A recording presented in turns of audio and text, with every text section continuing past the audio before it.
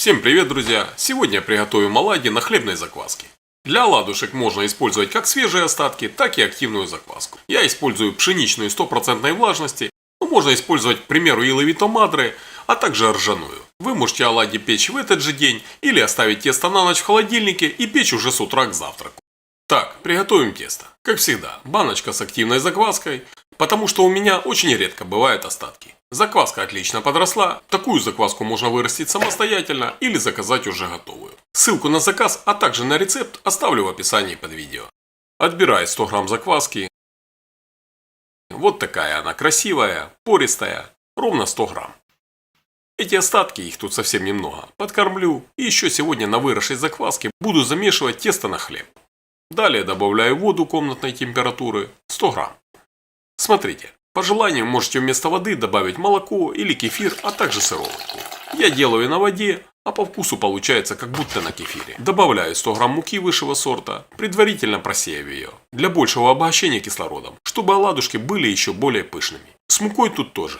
Я иногда делаю просто на цельнозерновой сеяной муке.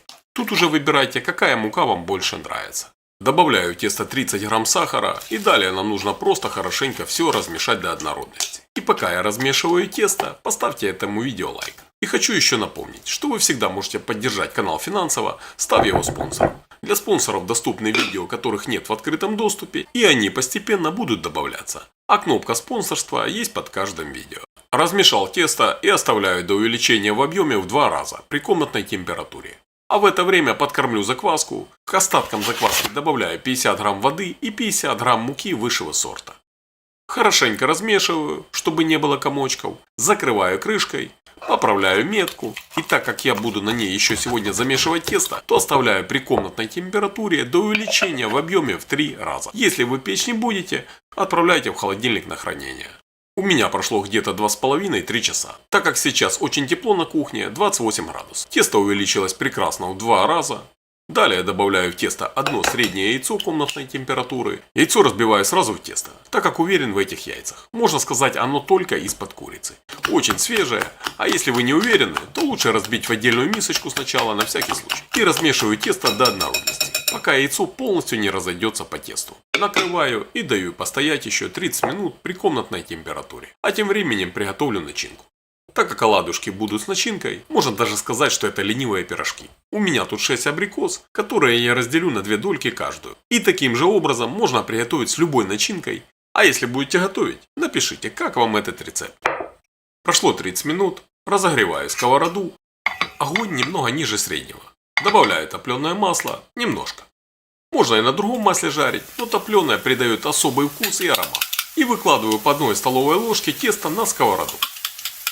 Сверху на тесто выкладываю дольки абрикоса. На абрикос добавляю еще по пол-ложки теста и немного разравниваю. Таким образом у нас получаются оладушки с начинкой, или можно сказать ленивые пирожки. Обязательно досмотрите до конца, чтобы увидеть, какая красота и сочность получается внутри. Накрываю крышкой и готовлю под крышкой до тех пор, пока края оладушек не схватятся вот как здесь. Переворачиваю оладьи на другую сторону, накрываю крышкой. И готовлю еще 1-2 минуты, до золотистой корочки.